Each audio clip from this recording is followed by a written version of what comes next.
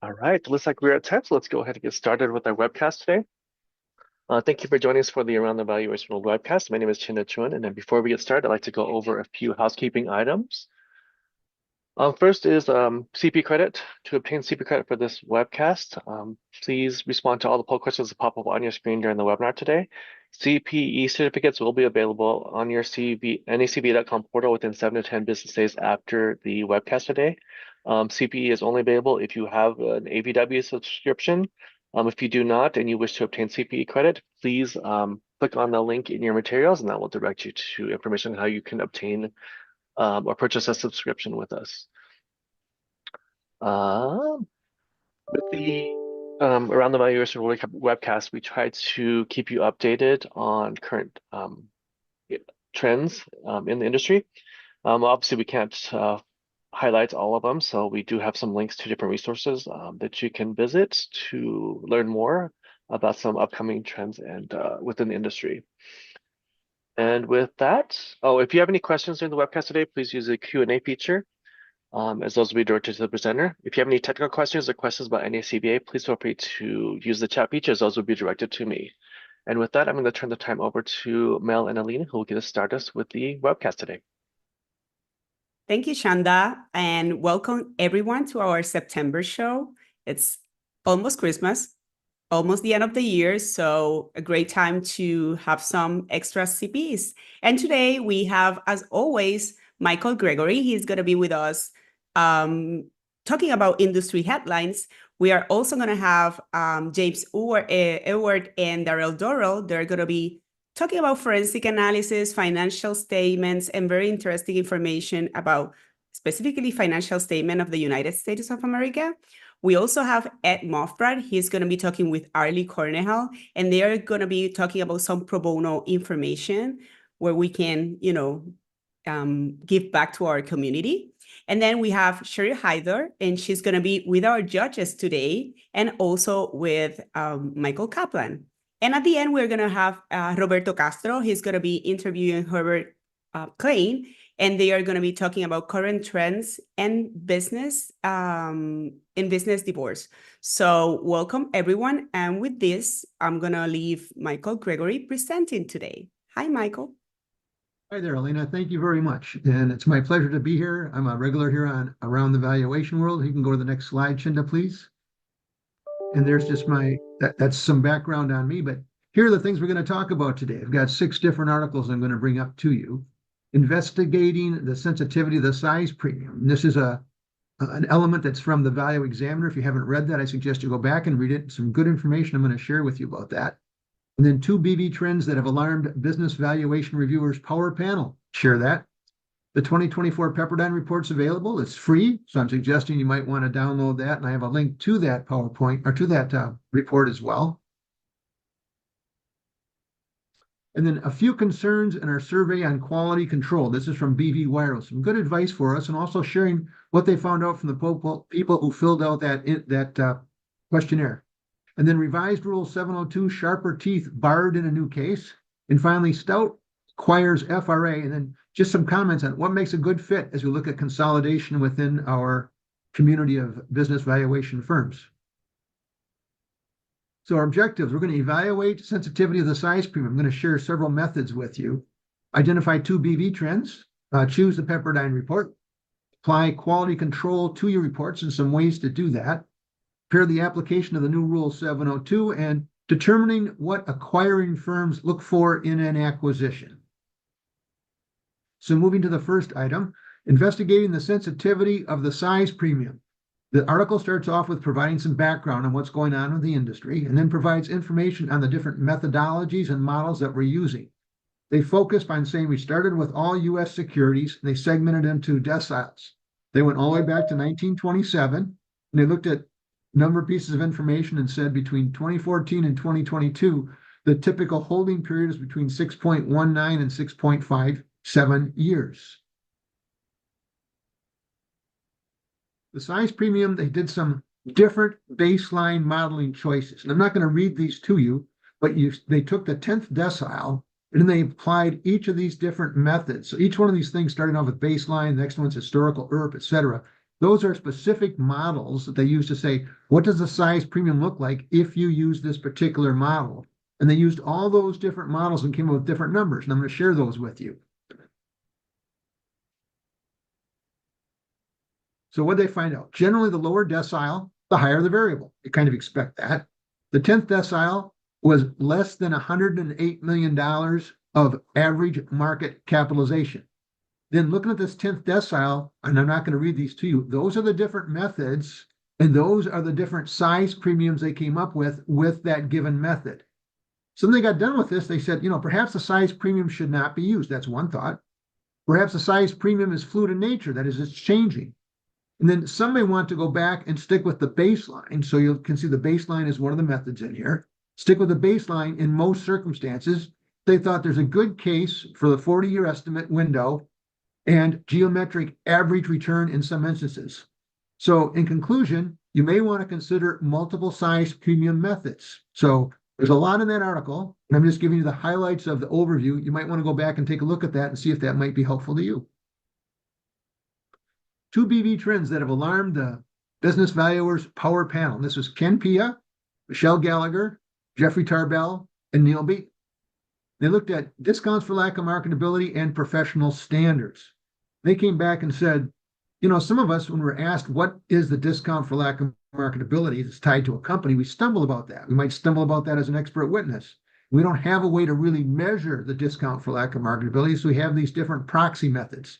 They suggested you need to use the IRS job aid and discounts for lack of marketability and explain the 10 Mandelbaum factors. So regarding professional standards, you need to be there to ensure that you've met those. And if the other party doesn't, indicate why they did not.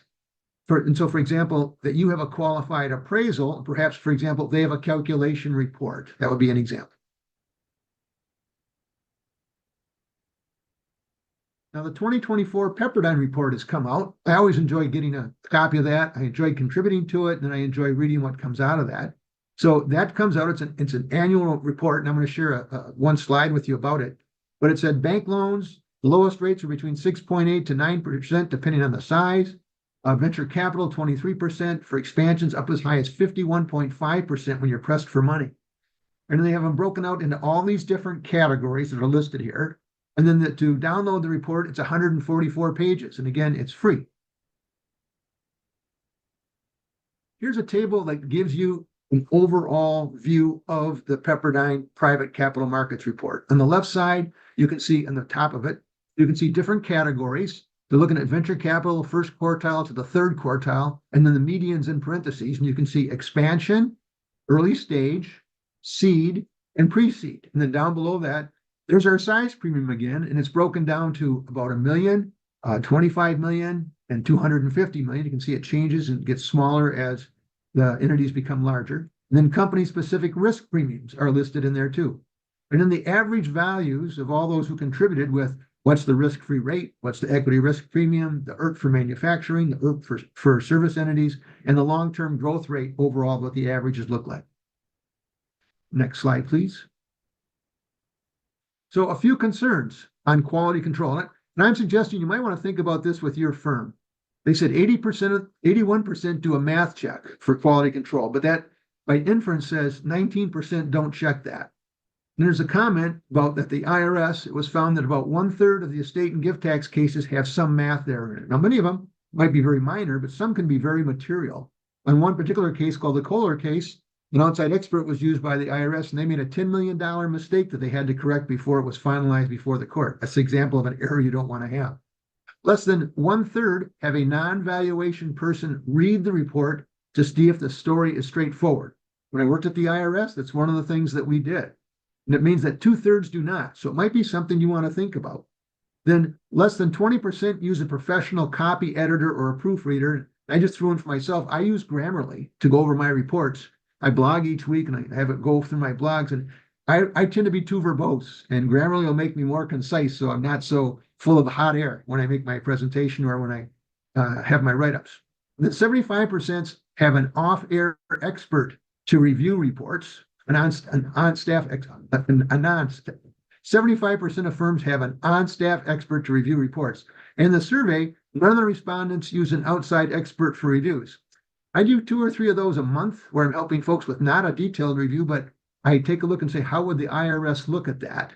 And I know other folks like Rod Burkhart do that too. But if you have something you're a little concerned about, it might not be a bad idea to bring on somebody from the outside to help you with something like that. Next slide.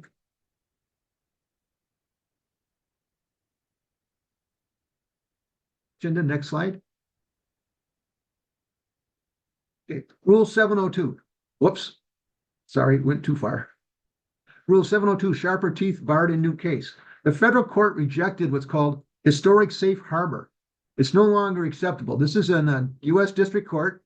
It's the Northern District of in Illinois. And they said that the party did not provide all the information to their appraiser.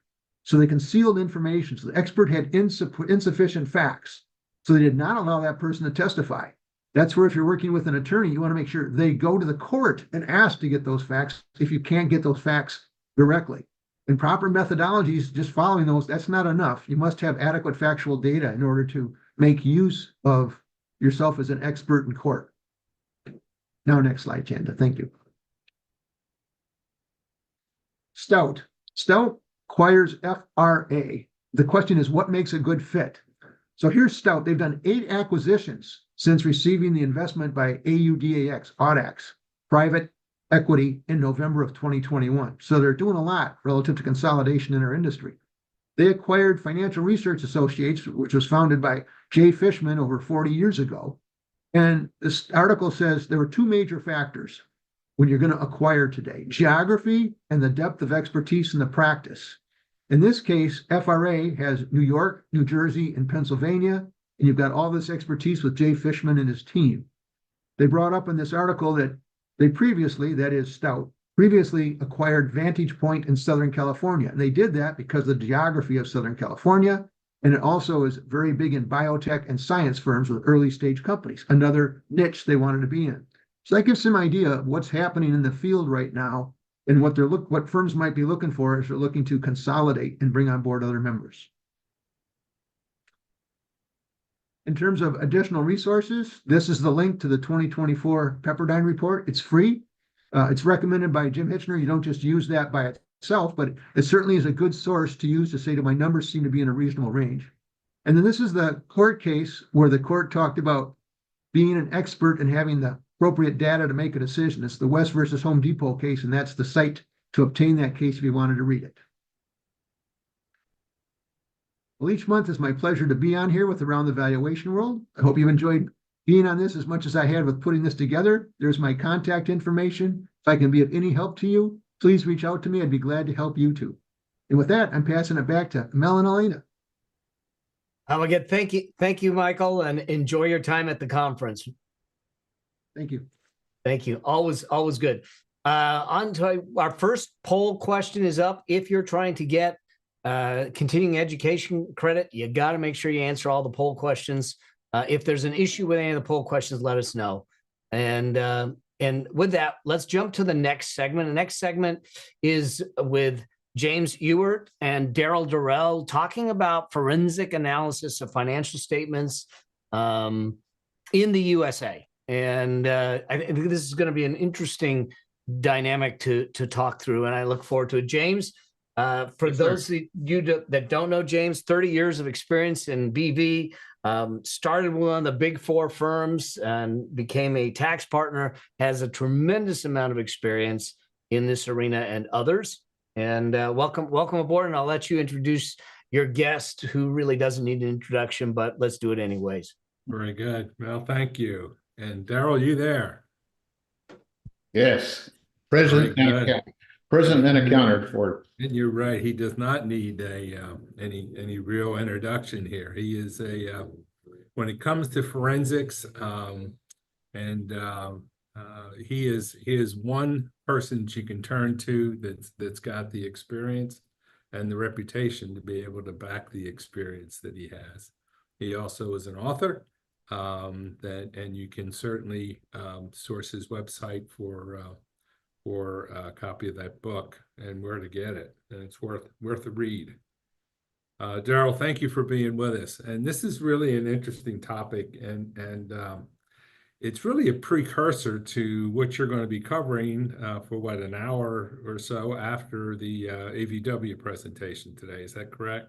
Yes. And this is, Darrell and I talked a little bit over a week ago, and this is something that I really hadn't focused on until I had this conversation with him. And it's been, I tell you, just eating at me since I had the conversation. So I would encourage all of you that can take the time to attend this session that follows AVW today. I think it's something that's going to affect our professional responsibilities, and it's certainly going to affect our personal pocketbooks. And it's starting, and has been for a while now, affecting my attitude towards our elected officials. We are one of a few of the groups, frankly, that can understand what Darrell's going to be talking about. And I think it's incumbent upon us to consider what he has to say, both in our personal lives, our professional lives, and how we deal with folks that are looking after, quote, our welfare. Like I said, this is a precursor, and Darrell, I'm just going to turn it over to you and let you have the floor. We have about 20 minutes, and so it's all yours. Great, James. I appreciate that. Delighted to be connected with all of you here, particularly with this august body of presenters and people with extremely deep resumes and significant experience. And just want to make sure, are the slides coming up right now or not? Because I'm not seeing anything on this screen. No, have you shared it, Darrell? I'm sorry? Have you tried to share your screen yet? Yeah. Yeah, we're not seeing it. So have you try one more time?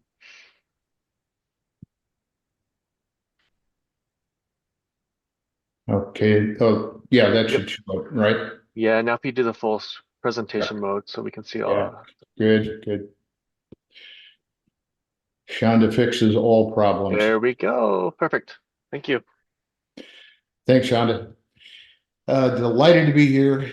This is a topic that it's Monday. It's probably something you don't want to get immersed in at this point in time. In this part of the week, it's not an ideal time for this topic, except that we have something extraordinarily significant facing us in these next few weeks, and that's the election, the United States election for president. And for a little bit of background, about 3 years ago, maybe 4 years ago, it was partly coincident with COVID. I started becoming interested in financial statements of the US, the financial condition, because you and I and all of us are always looking at companies in valuation and litigation and trying to determine, well, what's the status of this entity or that entity, so on and so forth. And so with the COVID interruption, I had a fair amount of time for rescheduling and started to drill down into the financial statements of the United States of America. And frankly, I was a little surprised. I did not realize that there was an annual audit of the financial statements of the USA. I had a generic understanding of it. Had run into it on periodic occasions and so forth. And so I started pulling down the data. And of course, as you might expect, it's all public record, which is good. And as I expected, the financial statements have been audited every year by GAO. And I happen to know some of the people in GAO. They're generally very qualified, very committed. And as I started looking at the results, both the GAO commentary and also the financial statements themselves, it became intriguing to me that these financial statements are, for lack of a better term, surprising with regard to the state of our country. Now, these financial statements cover the federal government only, although there are obvious connections with other bodies throughout the country. And so about a year and a half ago, two and a half years ago, I delivered my first session with NAFA about the forensic analysis of these audited financial statements. And this last year, I was the only one doing the work at the time, and NAFA was just intrigued and said, how about if we pull a group of people together? And I will tell you, it was interesting. I requested input, I nominated a few people and so forth. And we had about 10, roughly 9 or 10 individuals who were willing to take a look at these financial statements and start to make observations from a forensic perspective. Now, interestingly, the deeper we got into the data, the fewer the attendees. And I'm not casting aspersions on the attendees. They just decided, gee, maybe I don't want to be involved with this because it is indeed not good news. And so this is the second year going through, and I have a 10-year financial analysis, and this is all, and I want to stress this is entirely federal information. There's virtually nothing in here that's from our team's input or my input. It's all based upon the published financial statements of the United States of America. Now, you'll also see in the title here, it discusses U.S. insolvency. And I would expect many of you have testified to solvency or insolvency in litigation matters, and I have several occasions. And there's a very specific methodology to walk through to determine that. In the U.S., the insolvency question, or solvency as the case may be, is resolved by 3 questions that are answered, and I'll show you. And of course, there's much more detail behind that, but that's the substance of it. And as the team pulled together and decided, talking with NACFA became very interested in these findings for obvious reasons. Number one, they want to confirm what's going on. Number 2, there's certain sensitivity to this. And coincidentally, number 3, this is an election year. And so this title, as you'll see, is U.S. Insolvency and the Betrayal of the Public Trust. Now, part of where that title came from is most of the people on this session are known as certified public accountants. And that word public, of course, is very critical because we and you and I and everyone in this session, when we do analysis and when we arrive at opinions, audit or tax work or testimony, the public looks to us as independent, as not biased and not caring what the answer is as long as the answer is correct. And so that's the background and the premise of this comment. Betrayal of the public trust, because as we look at the content, I think you'll be extremely interested, perhaps even surprised about the state of affairs and condition of the circumstances we're looking at. Now, there's the NACFA disclaimer, which is good. And you should read this if you haven't. This is the standard disclaimer that NACFA has used for a number of years, as long as I can remember working with NACFA. And it basically says, here's the data. The data we have here is not mine, is not ours. It's the United States of America's audited financials from the GAO.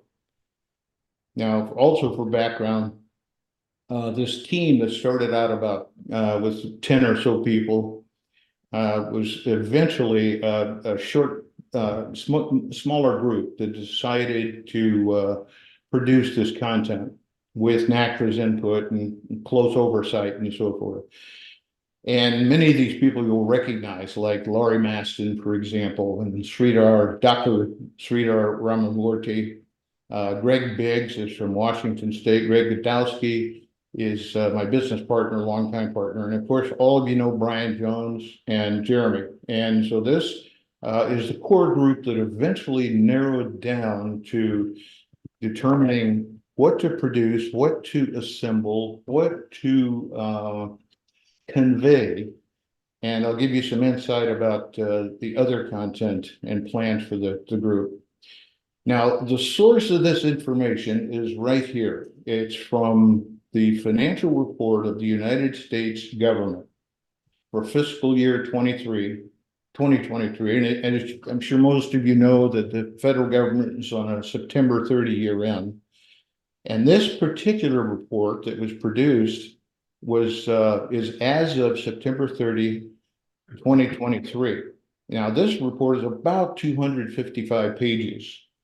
Prior reports have gone up to 270 some odd pages, but I started and drilled down through every one, somewhere around 2,500, 2,600 pages, pulling out data. And when I approached NACFA about releasing it and producing it, they were very surprised, very interested, cautious as you might expect, because the news is not good, but it is factual.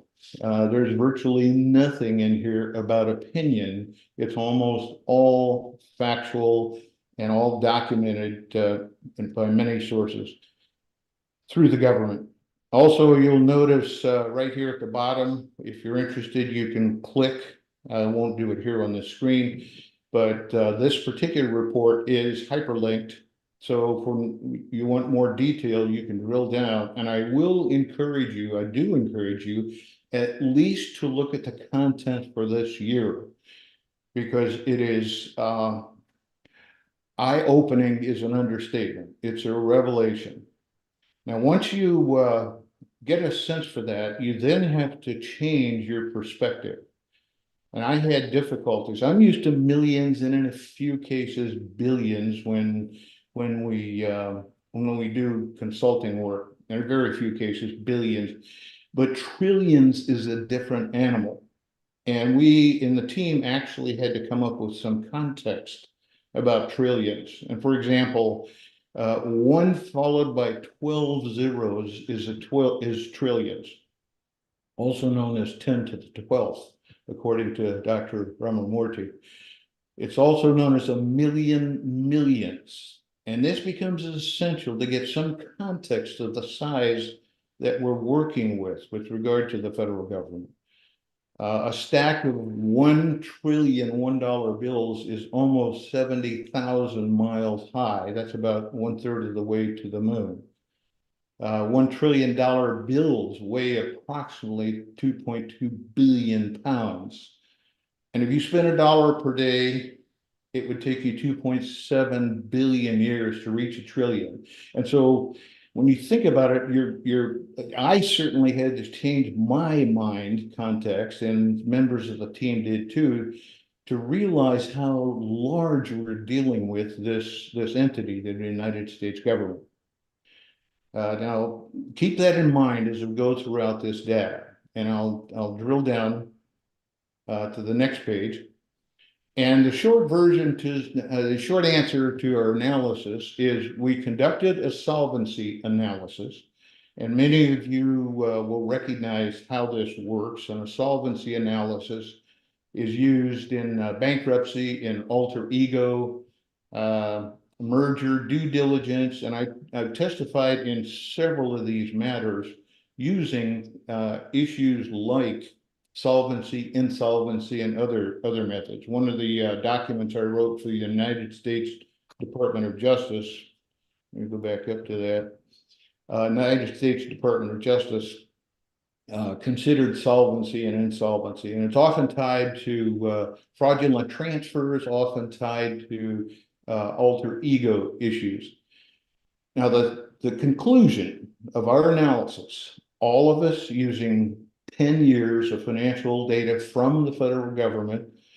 Notice it says on the left-hand side, by all measures, the conclusion of insolvency for our government is inescapable and cannot be denied. Now, I'll show you the analysis of that, the evidence for it. And keep in mind, we're looking at, in this case, solvency tests have three components: balance sheet test, cash flow test, and adequate or reasonable capital tests. Now, some of these are pretty obvious, although they do become very detailed, very complex. You have to drill down to really pull out the salient elements of it. But the balance sheet test is used to determine whether, at the time of the transaction, in this case, it happened to be September 30, 2023, and 10 years back from that date, whether a company's asset value on a going concern basis was greater than its liability value. That's the first test. The cash flow test is the second one. It's used to determine whether a business entity incurred debts beyond the debtor's ability to pay, such as the debts maturing. Now, a couple of terms in here you may have noticed here refers to business entity. I searched extensively. I could find no equivalent test per se for governments.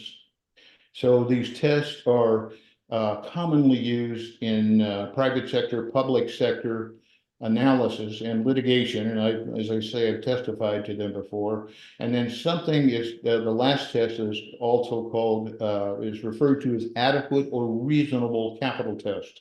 And that's used to determine if an entity was engaged in a business or transaction with unreasonably small capital. Now, those are the three criteria. I will tell you, in the US, you have to pass all three to be considered solvent. In Canada, you can only have to pass two of the three and you can be solvent. But for our purposes, all three are necessary. Now, to get to the heart of the matter here, you'll see I've got the financial statements, the audit aspects from the financial statements in billions of dollars for the balance sheet.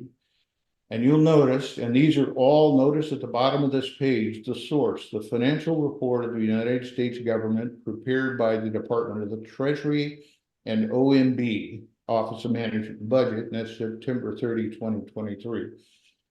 And keep in mind, we're dealing in extremely large numbers here. As I say, I've never dealt in trillions aside from this. I have done some work in the billions of dollars in forensic analysis. But you'll notice for 2023, the US had about $5.4 trillion of total assets, or $5,000 billion, however you want to do that. And you can look at the total too, and it was about 3 trillion here, slightly increasing up until more recent years in 2020. And of course, that's the COVID bump, still at about 5 trillion. And it's still hovering about that as of right now. I will also point out a couple of things. They're carrying $900 billion in cash, and you don't see a lot of fixed assets, which is not a surprise. Most of it's going to be real estate and related, not necessarily manufacturing issues. But that starts to give you some sense of the size. Now, does anyone want to? Excuse me, Darrell. Let me ask you a quick question here. Yeah, James. This is actually one from the audience it's very good and it's timely because it addresses the issue you're talking about here. And it says, isn't the reason for the growth of the national debt the fact that the federal budget passed by Congress as appropriations and authorizations has failed to be back exception? So they failed to be what, James? I'm sorry. Balanced. Balanced? Balanced. Oh, yes. I can tell you for every dollar that's appropriated, and let's just deal in $1 right now. If Congress passed the budget year for $1, and that's the budget, that's the law, that's the amount they're going to spend, they spend almost twice that every year. And so you have to wonder, where does the discrepancy come from? And it comes from this arena. Our debt is extraordinarily high. Yeah. Every year for the last 11 years, the federal government has spent almost double what they've appropriated and budgeted. And so we're drilling down more deeply into continual decline in terms of financial strength. So Darrell, we're just about out of time, and Okay. And this information to me, I thought was, we hear about this all the time about the unbalanced budget and the deficits, and but to me it all gets politicized. So what is this is very good work, by the way. Well, thank you. I don't know if it's good work. What is needed to be done here? What needs to be done is, I want to scroll up just the preceding slide, if I may, to answer your question, Ed. The GAO noticed they had 385 disclaimers and material weaknesses and budget deficit commentary. So the GAO it's their source, and they are really eviscerating the spending you're talking about. Before things have to happen, reduce overspending, no question about it. The way to do that is to measure ROI, return on investment, in every dollar. Reduce the U.S. and personal entity tax burden. I will tell you, you and I, everyone on this call, we provide 83% of the federal budget just from our personal taxes. Reduce the bureaucracy costs. That session is huge in itself. There are about 6 million federal or FTEs, full-time equivalents, in the federal government. It doesn't count the part-time, obviously. It's estimated full-time. And then actionable intelligence. And that's why all of you are here. You and I, with this information, have to educate the populace, anyone who will listen to us, because most people have no sense for the size, for the scope, for the depth of our extraordinarily disastrous financial condition. And just to stay on time here, James, I will go to the next slide. This is a call to action for everyone. I recommend you can click here on this slide, each of them, and contact your state and local representatives. I'm sorry, your federal representatives and your federal legislator. You can download the entire financial report. I recommend you look at that. There's a questionnaire or survey we're doing, but we are in a disastrous financial condition. I cannot overstate that. And that falls back on our shoulders, I believe. We're the only ones who can do this. The accounting people, the analysts, the people who understand these financial statements. So I hope, James, that answers to some extent the questions or topics you were bringing up. It does, and thank you very much. And one last quickie, if you would, are the national parks included? Yes. In the asset base? Yeah, I'm glad you said that. That's a very important issue. If you remember the balance sheet, $5 trillion, the values of national parks and related bodies are not included there, except at a cost basis.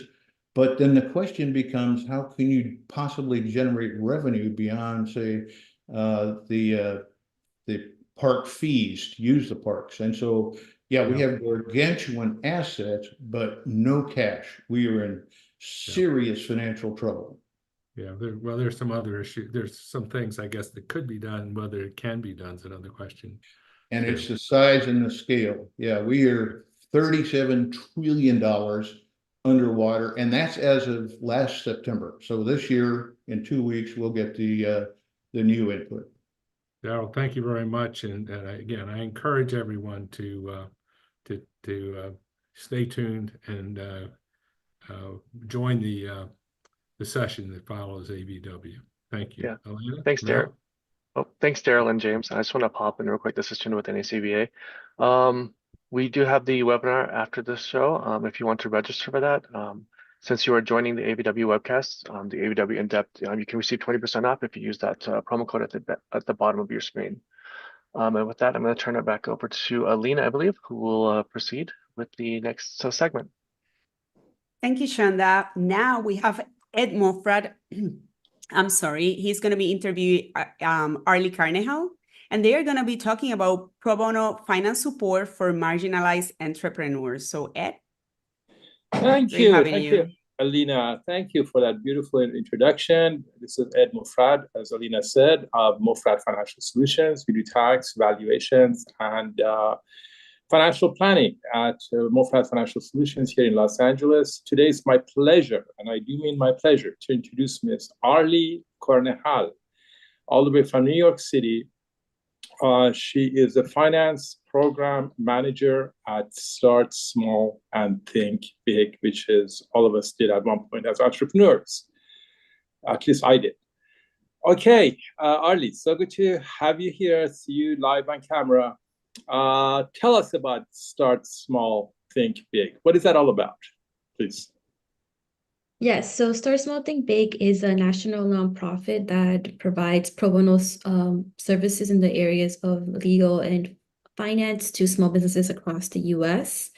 We give some business owners, different consultations on projections and bookkeepings, and we actually have an upcoming event, volunteer event, that you can sign up for coming up December 3rd at 4 p.m. East Coast time, and I'll talk more about that later on. Awesome. So you're there to start to help or support small entrepreneurs who are just starting out with financial services, correct? Yes, so we provide small business owners who have at least 3 months of business. We want to see sales. We don't include anyone in the seed stage right now, and we provide them with both legal and financial pro bono services. And we need volunteers like some of you all here on this call to provide services pro bono. Pro bono, that's amazing. So you get funding from somewhere, right? Yeah, so we work with a lot of volunteers, individual volunteers. We work with corporate partners, few banks that we work with to do bigger events. So if you are also interested in doing that with your company organization, also welcome that. Awesome. And how long have you been doing this for? I've been at Start Small Think Big for about 2 years now. All right. All right. So you must have some great success stories to share, right? Yes. So this is a little bit about our clients and who we work with. So as you can see, most of our clients are business owners. They're owned by people of color and or women. This is a breakdown of the industries I mentioned before. Most of our clients have been have a business for more than 1 year. And we definitely hear about the impact that having services through Start Small Think Big provides to entrepreneurs. We do surveys at half a year and 1 year, and we're seeing that high survival rate for entrepreneurs. We're seeing also an increase in revenue. So even a 1 hour consult on their business finances, maybe they need some reassurance on maybe their pricing or a new strategy for their business. And definitely we see an impact. I would definitely also love to see businesses that no longer qualify for services, meaning that they've grown so much that they no longer need your services as well. So as I'm sure if the word gets around and people know that you provide these services pro bono, that's a big deal in this world of inflation and high costs. That somebody's offering something for free, I'm sure you will have people flock to you.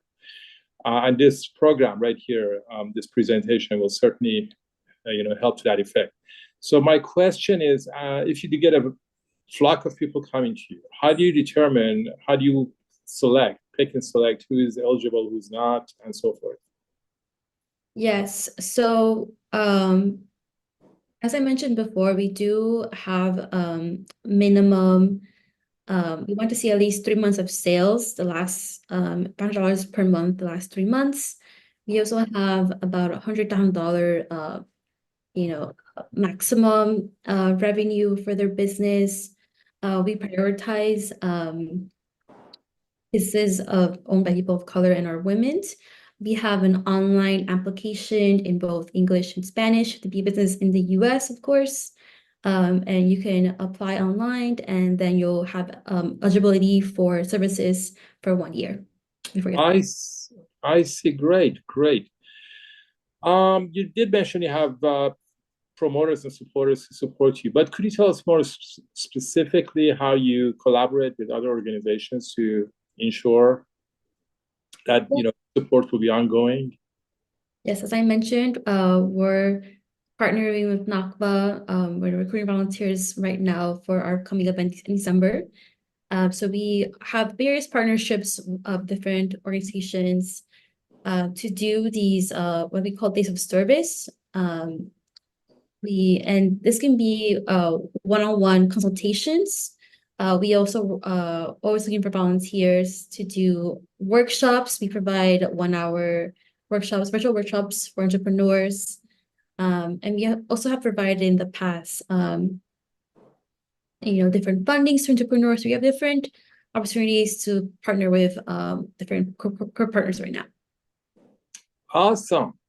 Now, I do know there are many other organizations, there to aid small businesses, all the way from the federal level, like the SBA, down to state, local, city, county levels that, purport to do the same thing as you're doing. What sets you apart? Are you affiliated with any government, first of all? And then what sets you apart from all these other, entities that exist for that same purpose? Yes, there's actually no other org like us that provides virtual services in these areas. You won't, maybe you'll find organizations that only provide financial services or only provide legal services. What sets us apart is that we are providing these both services for entrepreneurs, and they kind of can get all the business needs met in one go. We have very individualized intakes. So we're working with our clients one-on-one, seeing what their needs are for their business. For finance, we're seeing, what their needs are in their bookkeeping and their projections. We're definitely working with them one-on-one, and we're also learning from them and then altering our services then. I see. You mentioned legal. What kind of legal assistance do you provide? Yes, so we work with various law firms, and we provide several services in the legal area. So once you apply, you can select both. And for legal services, we provide, maybe you want to go through your contracts review, maybe you want to change your entity type as a business. So you can work with our lawyers, different law firms for free. And you provide that for no fees, incorporation or changing, let's say, from an LLC to an S corp. You do that at no fee. Yes, all of our services right now are pro. That's amazing. That's really good to know. Now, I've come across in my long, years of experience, a lot of people claim to be, pro bono or free, but when you come to it, there are other hidden fees here and there. Are there any hidden fees or fees that, as people come through your process, they're surprised by? No, so we are a nonprofit, so we don't. Right now, we don't ask for any fees. So the intake is free. The application is free. Once you get services with our volunteers, that's also at free. And we even get follow-ups also free as well. Awesome. That's really, sincerely is good to know. I'm sure a lot of people who are watching can use these services, or they can pass the word around to other people that they know could use the services. Now, I know you have a event coming up on the day before my birthday, December 3rd, the volunteer event. Could you tell us a little bit about more, and then I'll ask some more specific questions about it. Could you tell us in general what that event is about? Yes, so this is 1 hour virtual event that will take place via Zoom. So we will hopefully recruit maybe 20 to 30 volunteers, and we'll pair entrepreneurs and volunteers, usually 2-to-1 or 1-to-1, whatever your preference is. And ahead of time, you're going to get the entrepreneurs' business description, their website, maybe what their sales, what they're selling right now, maybe some of the financials that they might have sent you beforehand. But there's not much prep needed ahead of this call. Really, it's just you want to just quickly review the business, but the actual work will happen during the call. As I mentioned, it's a 1 hour call. We have several tips and tools for volunteers if you're interested in this session. But we'll pair you and we'll conduct a 1-hour call on either of these two topics. And the call will end at that 1 hour. There's no requirement for follow-ups. So it's just limited to this 1-hour virtual call. Now, I know you're based in New York. Are there any geographical restrictions you have from New York or from America or from North America or anybody from anywhere can count? Yes, great question. So volunteers are welcome to tune in to volunteer from across the US and also other countries. As long as you feel comfortable tuning in at 4 p.m. East Coast time for our call. But other than that, volunteers are welcome from any other place. Our entrepreneurs, though, are limited to the US. Well, since it's all on Zoom, that makes sense. Yes, of course. And is there any restrictions as to who can participate in this event? Yes, so we're looking for volunteers that have expertise in the area of financial projections or price cost analysis. So if you have experience in these fields, you're welcome to sign up at this moment. If you have also experience in bookkeeping, accounting, we have other opportunities that you can apply for. So you can find those. You can find our website to apply to be a volunteer at startsmallthinkbig.org. I see. And whoever comes to the volunteer session and offers those services has to offer them pro bono as well, correct? They cannot start charging for it. Yes, this is a pro bono event that we're partnering with Knockback in, which will, so you're not charging for this service. I see. Any restrictions as to the types of services that a volunteer can provide besides financial and legal?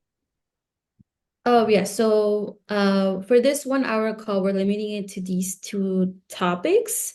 If you are interested in other opportunities and maybe in the legal realm, you can also find those at startsmallthinkbig.org to apply to be a volunteer.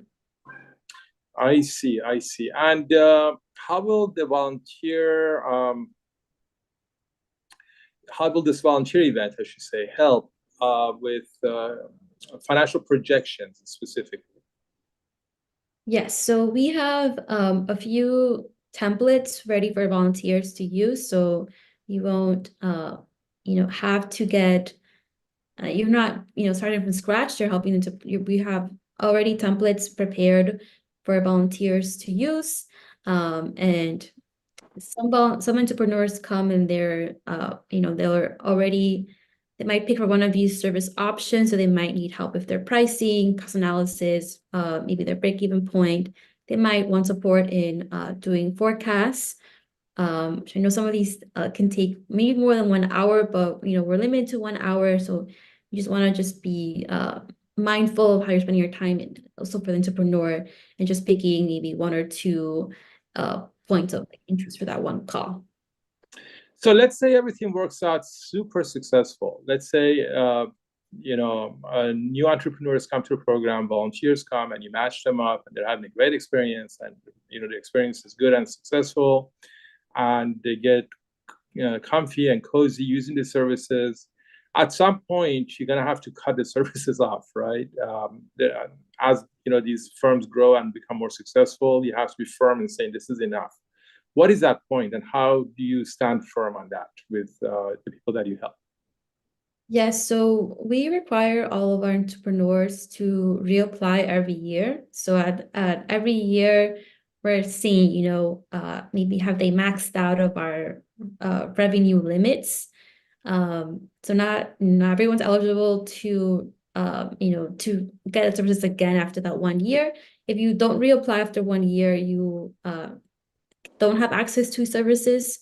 But we definitely get entrepreneurs who maybe have maxed out the revenue, but there's volunteering with us now. They're coming to our events, talking to entrepreneurs about how to use best our services. Actually, we're getting entrepreneurs, giving back to us, which is also great to see. I see. Well, I'm a CPA, CBA, and there are others who, in fact, most of the people present in this presentation are financial professionals. How do we sign up for this volunteer event?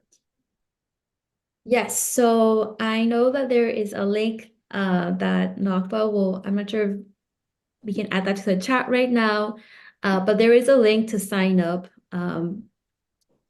for Uh, these services. You can also email me at financial@startsmarketing.org to sign up for this 1 hour call coming, financial opportunity coming up. I see. This is the last question. I'm getting angry messages saying that hurry up and cut it because they're our last minute. Sorry, guys. Just this last question.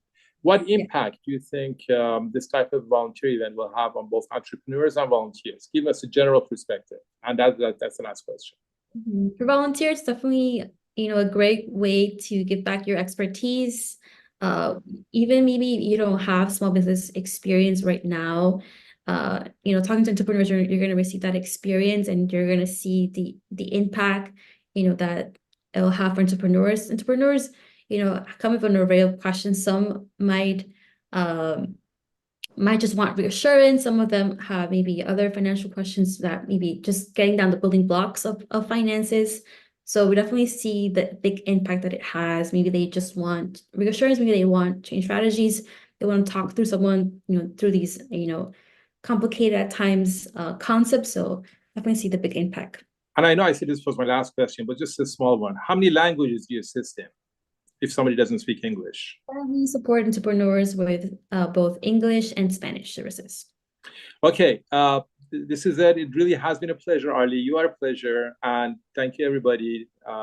Back to you, Molina and Shanda. All right. Thank you, Ed, and thank you, Arli, on that. I just want to jump in real quick and provide you with more information about the Pro Bono Day of Service through NACBA.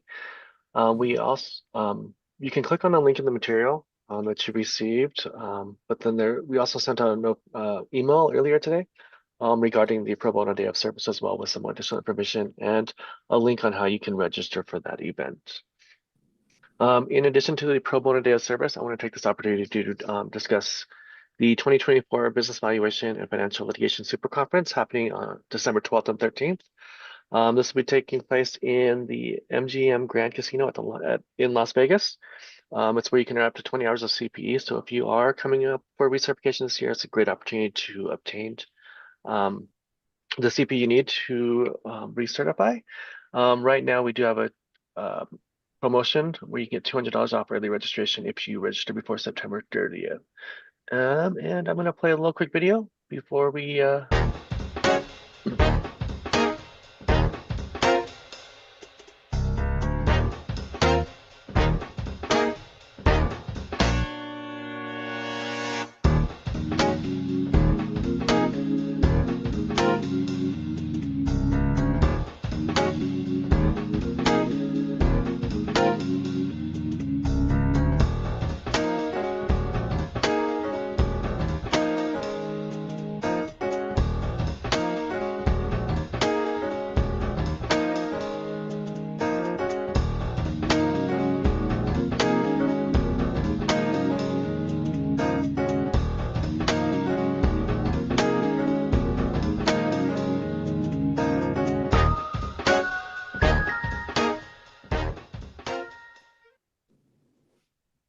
Great, and we hope to see you all at the conference. And with that, I'm going to turn the time back over to Mel, who will get us started with the next presentation. Wonderful. Thank you, Chinda, for that. And our next presentation or our next segment is one of the most popular segments because it is bringing our honorable judges on to have a conversation with them about some topic relative to litigation and being an expert witness in there. And the moderator for this segment is going to be Cheryl Hyder. She's had over 30 years of experience in the forensics area, and it looks like she's going to be joined with Judge Yates and Judge Platt in this session. Cheryl, are you there? You're muted. Darrell? There we go. The polling question is up also, so make sure you get that answered. All right. So Cheryl, I'm going to hand it over to you so you can take the segment away. And it looks like we just got Judge Driscoll. So we got all three judges with us today. Yay. So welcome aboard, guys. It's so good to see you here. Yes. These guys are incredibly accomplished in their field, as we all know. I wanted to get into their heads a little bit about business divorce and what happens with the families, because, you know, I don't see a whole lot out there when families are disrupted by a business that hits a second or possibly even a third generation. So I thought that would be a fun topic to cover in terms of the deals. The deals that they strike when they come into the second generation and whatnot. So sometimes these businesses, guys, have informal business practices. When the mom and dad start a business and they just do things the way they do them, a little loosey-goosey. So at what point does the informality become a problem for the business? So the problem, of course, arises when there's a problem. And think about a family business like a marriage, right? Because a marriage, of course, begins a family. Does anybody start thinking about the divorce on the day they get married? That's probably a harbinger of bad things to come in a marriage, right? So too it is in a family business. After all, we all love each other. We're all part of the same family. Why do we need to think about when things are going to go wrong? Because we all love each other forever anyway. And so I think that the root of what you're talking about, Cheryl, is exactly, it's writ large in family businesses, because no one wants to think about the divorce on the day of the marriage in general anyway.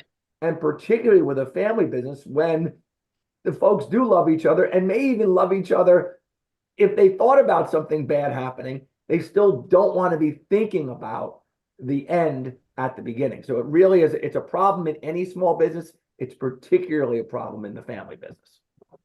Well, you're going to come into a situation where you have the same attorney drafting one document as you will, providing the advice later on.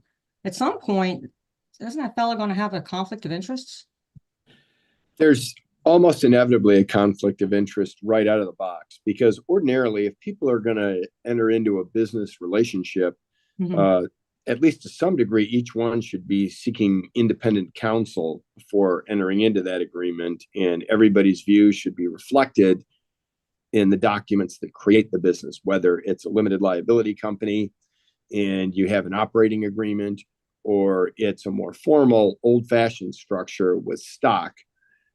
You have to have everybody at least on some level trying to enter into this relationship at arm's length. And yet, as Judge Driscoll points out, that never, ever, ever happens. Well, because dad was able to run the business, with mom's help, and they have their 16 kids, or in one of your cases, Judge Yates, there are 9 kids, right? Yeah, right. And just assumed that all the kids would get along in the second generation. Yeah, I don't want to spend a lot of time on that case, but I opened one of the opinions, the one you sent around, that said, not since Cain and Abel have siblings attacked each other with the ferocity of this family. And that line's been quoted in all sorts of articles, because I think it rings true for anybody who's ever had to work out the problems in a family business. I mean, it is remarkable just how aggressive people can be with their own family members once the fight starts, as Judge Driscoll says. Yeah. If I could add to that, besides the informality being inevitably a problem for reasons we've just talked about, you've also got the drafting problems that are generally poorly done to begin with, and the dispute resolution clause, which more often than not has an arbitration clause because somebody went to a form book and didn't really think about what they were putting. And usually the dispute resolution clause is an afterthought for all the reasons we just talked about. We're buds, we're friends, we're family, we all love each other. So why are we even worried about a dispute resolution clause? And then we get these impractical, poorly drafted, potential malpractice dispute resolution clauses that nobody paid any attention to, but now have to. That includes usually a reference to, as you pointed out in the material you sent out, the quote usual accounting practice that we normally, and it actually references those in those words or something like that. And when that happens, whoever that is, if they don't know what they don't know, Right. then they are going to put themselves in the trick bag as well, because when things go south, everybody is going to be looking to somebody to blame, and the expert is not excluded Right. from that liability or responsibility or whatever you want to call it. So it's problematical for a whole bunch of reasons, all the ones we've just talked about and more. Well, at what point, though, do you need to have the CPA step aside? I mean, Judge Platt, you just said that, with the shareholders agreement, when it says, oh, we're going to have the business CPA provide evaluation. So at what point does the CPA who doesn't know what he doesn't know have to step aside? Soon as he or she knows it, and if they don't know it or don't ever know it, right, till they get hit over the head with an opinion by either a judge or an arbitrator or some combination of the two, that says you don't know what you're doing, and you need to. I did that in a case that we've discussed in other programs as an arbitrator. Basically said you didn't do what the agreement said, and you didn't know what you were doing when you did what you did do. So what it said was, back this goes to somebody, in addition to somebody who would know what they were doing, knows what you don't know, and will do it correctly. Needless to say, that cost a lot of money and a lot of time, neither of which anybody had. And nobody was happy about it, but it was what needed to be done in that case. And that's not something that judges are dying to do. Judge Platt didn't wake up that morning or for 6 months before every day saying, oh boy, oh boy, oh boy, I can't wait. I can't wait to show my ire and my wrath as to this expert. Right. So that was the only arrow left in his quiver. So I don't want anyone to be leaving this webinar thinking that we are excited about giving that kind of admonition or remonstration. But when put in a position when what the expert is doing or is not doing is keeping us from doing our job, which is bringing the case to resolution, we'll say a lot of things along the way. Hey, counsel, I'm not sure you're doing what you're supposed to be doing. Hey, expert, I think I need a little more than what you're doing. Hey, expert, you might have a conflict here. But once we're backed into a corner, as I imagine Judge Platt was, there was no choice left. So I wouldn't fear that scenario happening on a regular basis. That being said, I would read the cues and listen to everything the judge is saying along the way, because if left with no choice, we will have to do exactly what Judge Platt said. And I couldn't agree more. And having been in that position, it was frankly not in that position more than a couple of times over a period of over 25 years.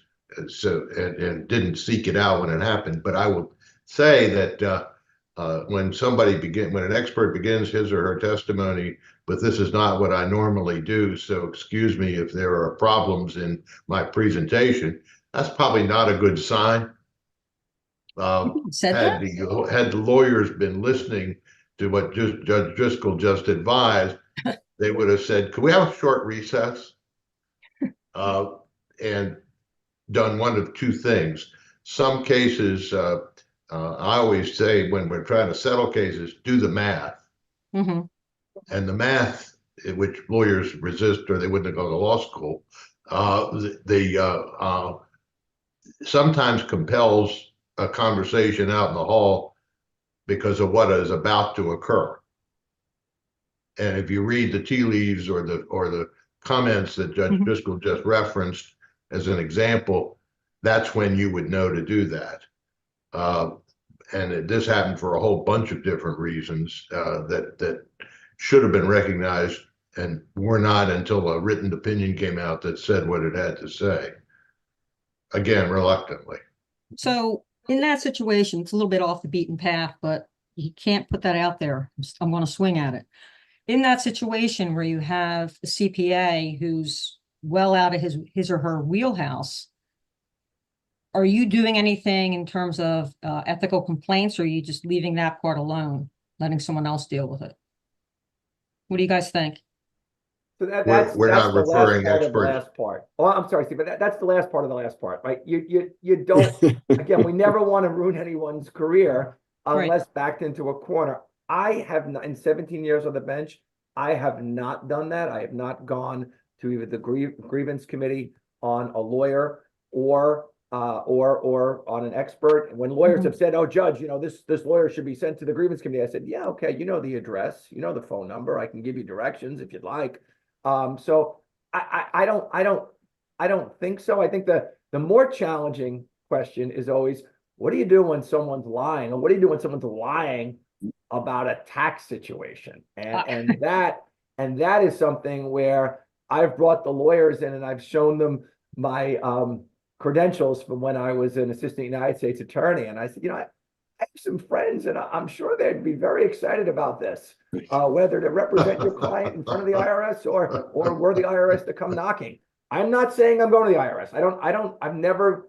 I've never done that. That being said, somebody's going to be interested in this at some point, I would predict. And that's what I do. I don't usually go any further than that. And it's been effective because it is a reality test. I mean, the judge is an honest broker in this situation. The judge isn't, as I said, isn't coming in with an agenda to make anybody look bad. At the same time, the judge is doing her or his job to bring the case to resolution.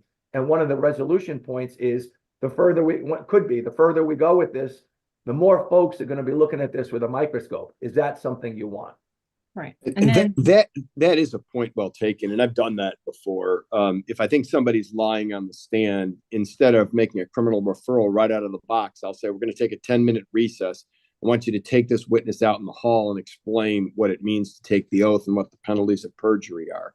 But if you push us to the wall, I've made 2 criminal referrals over the course of my career as a judge.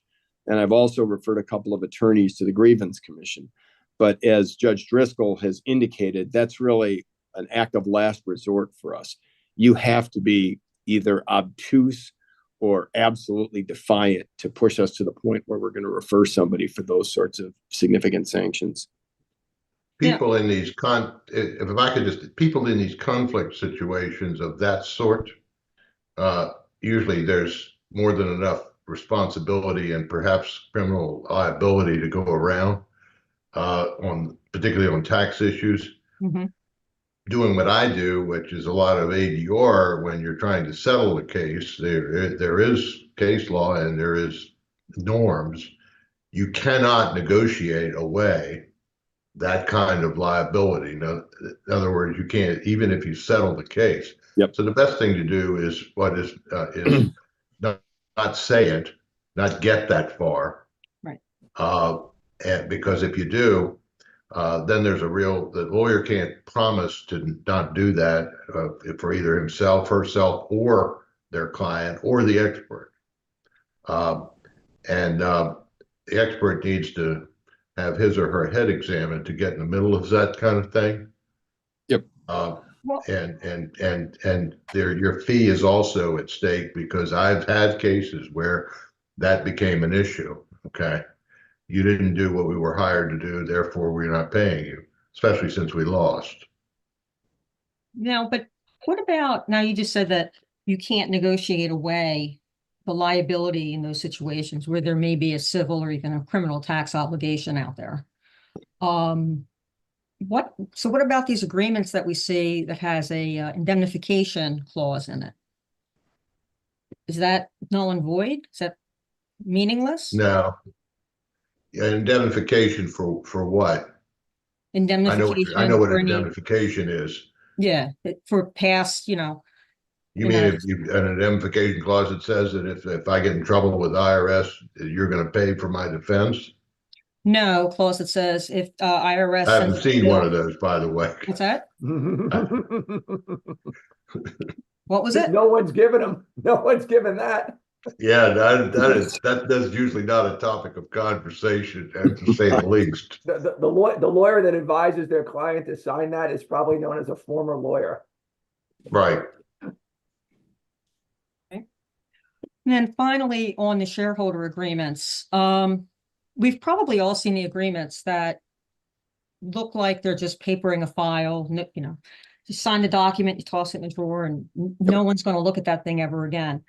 Is there a good benchmark that you guys use to determine whether or not the agreement's a real agreement, whether it has legs or teeth, or if it's just really a paperweight? If it's signed by everybody, I would always assume that it's enforceable. I mean, we see some really sloppily drafted operating agreements for limited liability companies or shareholder agreements in stock-based companies. But I think you'll see from the opinion you circulated that I wrote, or maybe there's an earlier one, that when they're signing these agreements, they're entering into enforceable contracts. And it may be that they think at the moment that they're papering the file, but from our standpoint as judges obligated to enforce the law and to enforce contracts, we really have no choice. Right. Now in that case that you had presided over, I think for all 15 years, one of the situations there was somebody was alleging they were a shareholder, but they weren't even mentioned, you know, in any of the shareholder documents after the date they allegedly got their shares, and they weren't reported as a shareholder on the tax returns. Exactly. So, you know, stuff like that, you've got to just follow through on, I would guess. Correct. Yeah, that was one where all you had to do was perform a fairly ministerial act, and then you would be issued the shares. But the person was in the Upper Peninsula and incommunicado and never performed the ministerial act. And you can't just fill the gap with intentions. Right. Well, with that, let's talk about mom and dad who transfer the business to the next generation. Do you guys think it matters how the interest is transferred from generation to generation? Is there a difference to you? I think it matters in terms of perhaps the motivation if there is litigation or if there's any kind of dissent among the shareholders. You know, those who inherit might not have as much of a stake because they haven't put their own money in it. But that's I don't know if that actually happens as much. I think once you're invested and once you've been in the company 5, 10, 15 years, I don't think it matters as much how you got there. Perhaps earlier on in the relationship of the shareholder vis-a-vis their shares, perhaps it might matter, but ultimately I don't think it matters as much, you know, down the road. One of the problems I've seen fairly frequently is the matriarch or the patriarch of the family just simply parcels out shares or ownership interests in an LLC without any particular regard to a plan. I mean, one of the children might do something that the parent likes immensely, so they'll just give them more shares of stock. And what you wind up is with this almost indiscriminate handing off of ownership interests.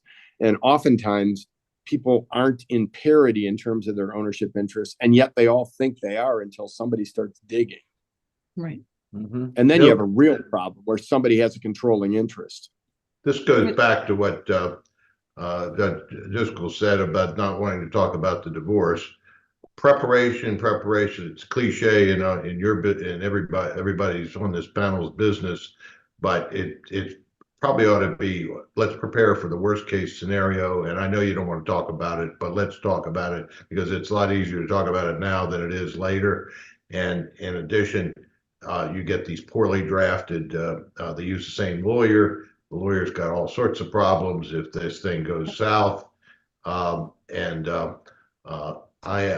what these don't seem to know, and I include the legal profession in this, is if you've got a bad agreement and you've got a totally impractical, albeit nonetheless enforceable, if you can figure out what it says, and waive it.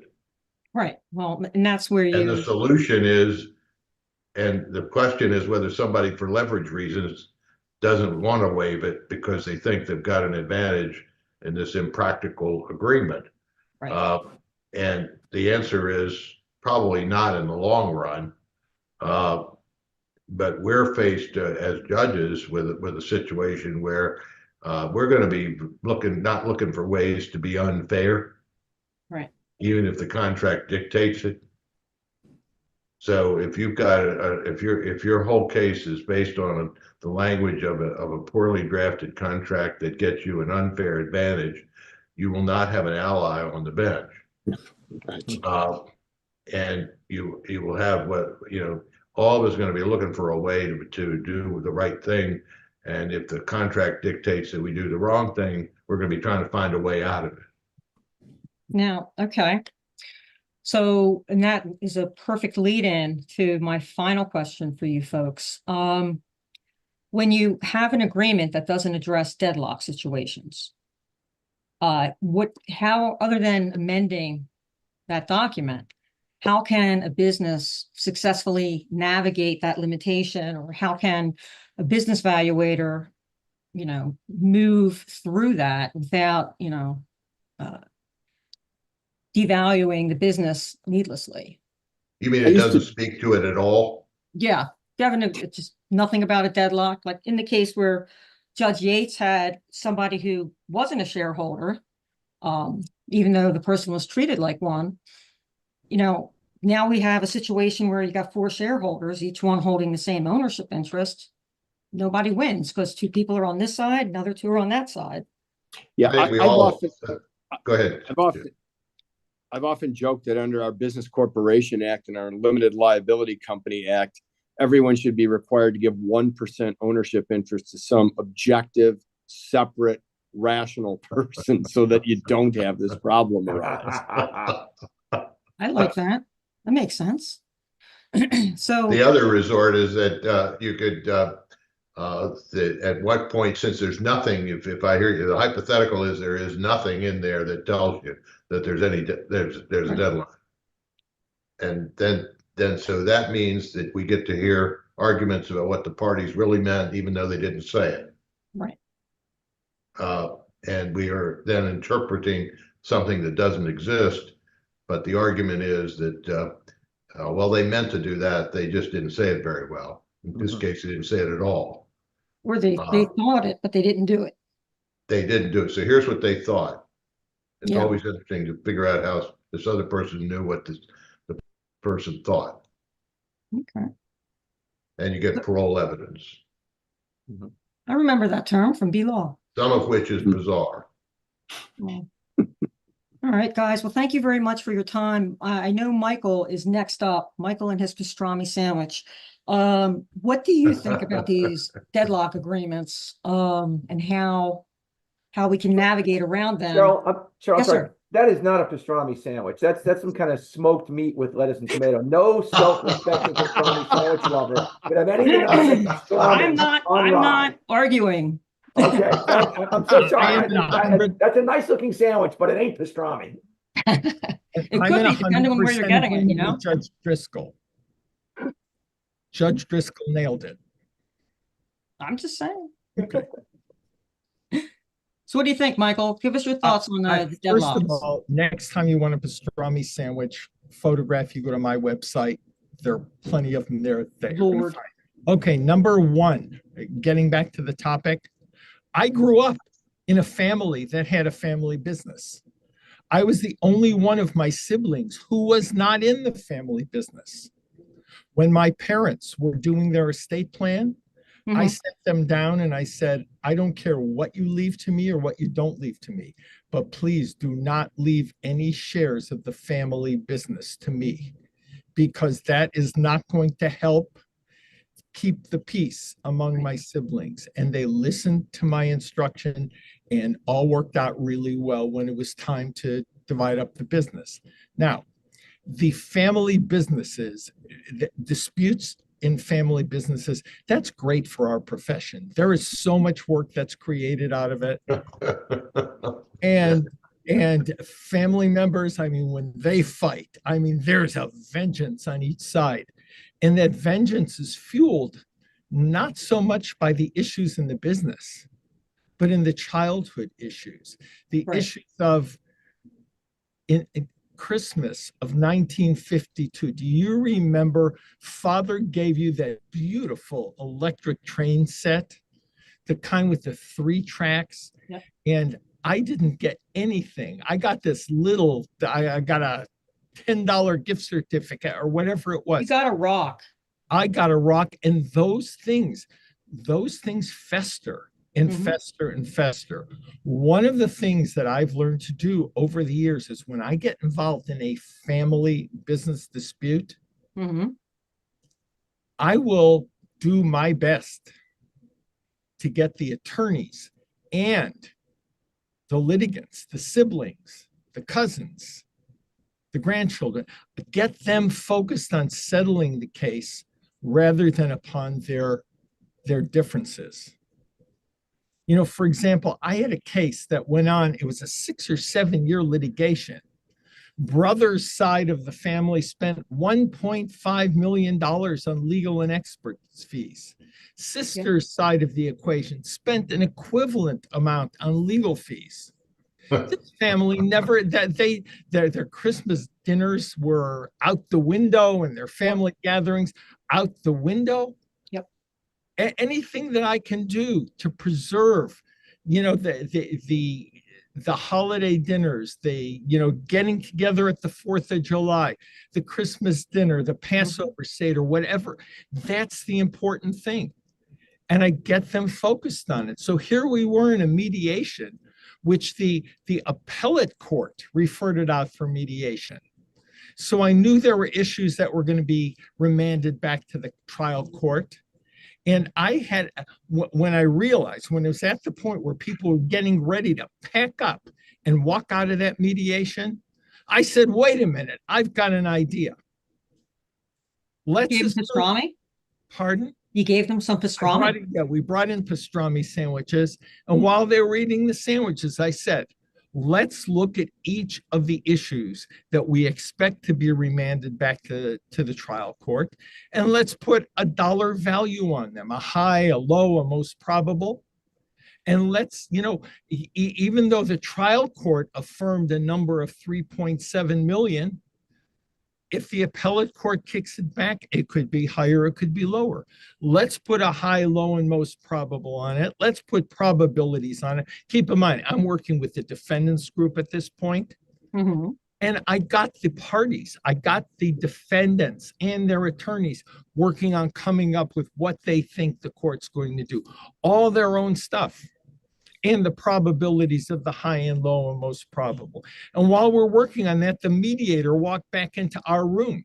And I said, come over here, let me show you what we're working on.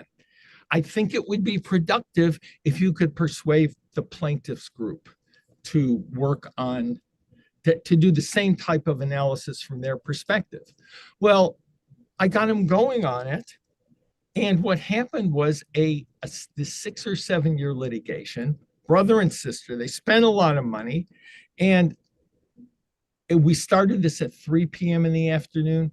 By 5:30, the ink was dry on the settlement agreement. And what it really took was getting the parties together. When I say the parties, I'm talking about brother and sister, without their children there, without their attorneys there, in a room by themselves, so they could shout obscenities at each other, so they could just spill all of their frustrations over the years at Christmas of 1952 and all the other things. You were always Father's favorite. We know that. And they didn't take me on this vacation and all. They were able to do all of that, get all that off their chest. Then they could get the case resolved. Well, that's awesome, Michael. And I know that you were probably not your dad's favorite, but you and I will have to take that up offline. So I have a feeling that if I don't officially close out this segment and kick over to you, I'm going to get in trouble again. So I want to thank my judges. You guys are amazing as always, tremendous insights. And thank you for always making sure we leave here with more knowledge than we came in with. Michael, I'm going to turn it over to you with that. Well, I've said what I've had to say relating to this one case, but in the many, many cases that I've had, over the years that involve family businesses. That is one of the two most memorable. And I just hope that this family's gotten together and they have their Christmas dinners. I will say that if you get them focused upon settlement, you're going to do them a service from a legal perspective, and you're going to do them a greater service from a family perspective. Thank you. Well, that's pretty awesome there, Michael. Thank you. Thank you. Oh, I think we have Roberto ready to go. Mr. Castro, are you there? Okay.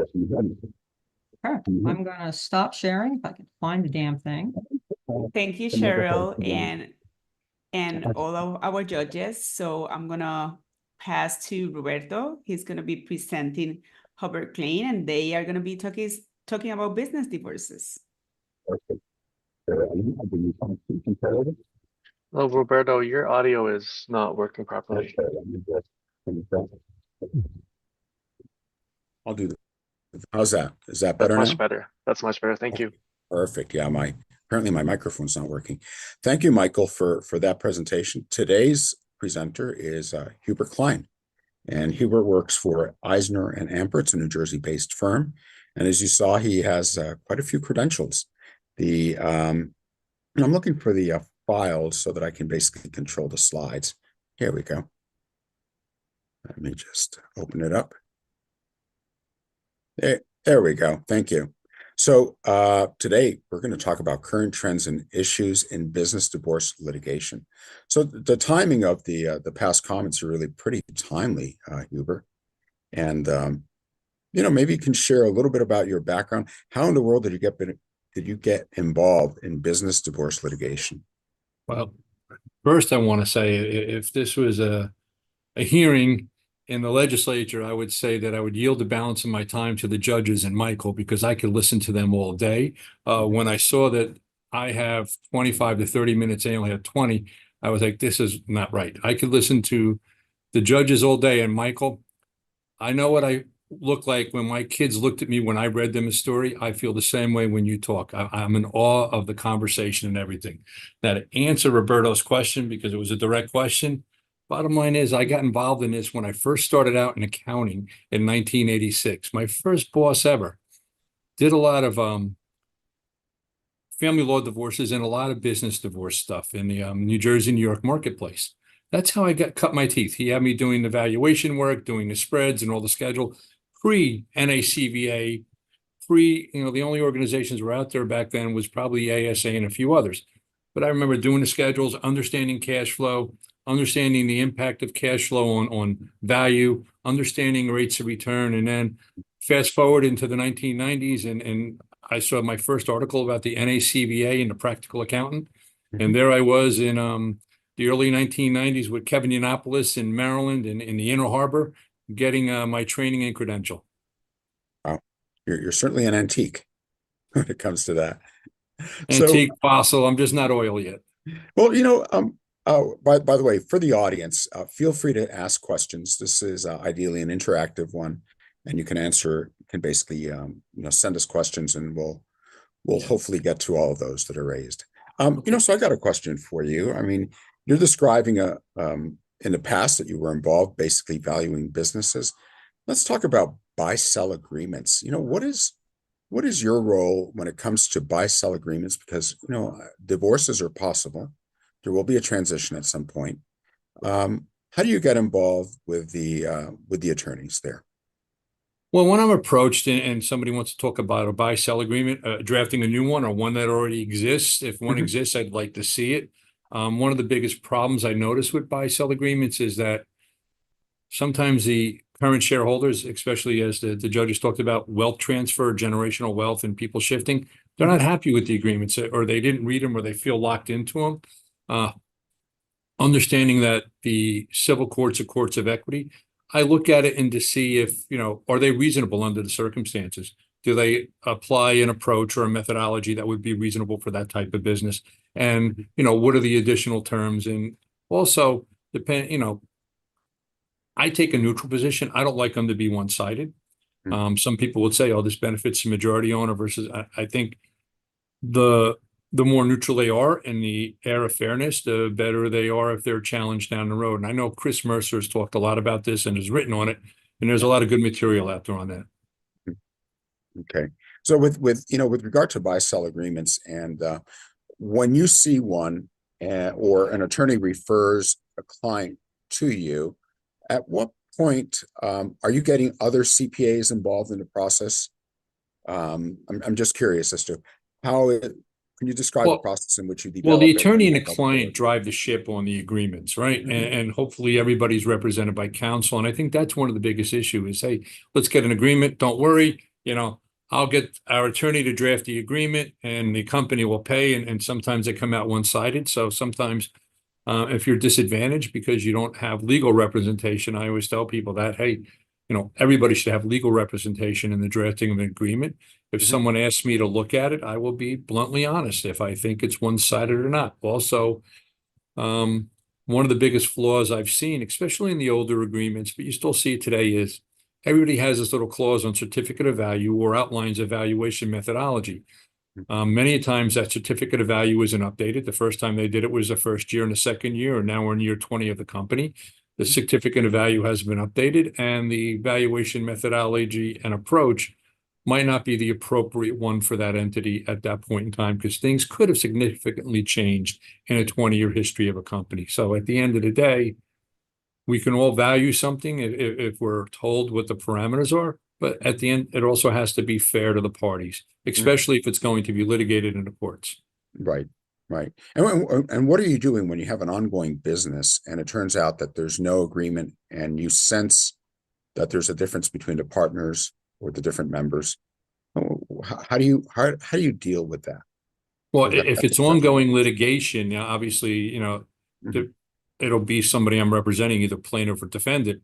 Right. I will talk to them about, what was the understanding of the deal. A lot of times, what I call agreement remorse is the parties take a verbal agreement. And there's a lot of companies out there today, especially with the transfer and gifting of shares, where people didn't have agreements, or they had oral agreements, or, hey, we agreed everything would be 50-50, and things change because now it's not just brother and brother or brother and sister. It's uncle and siblings of the sister or the brother. And that kind of muddies the water somewhat because their intent of owning the business might be different than the next generation's intent.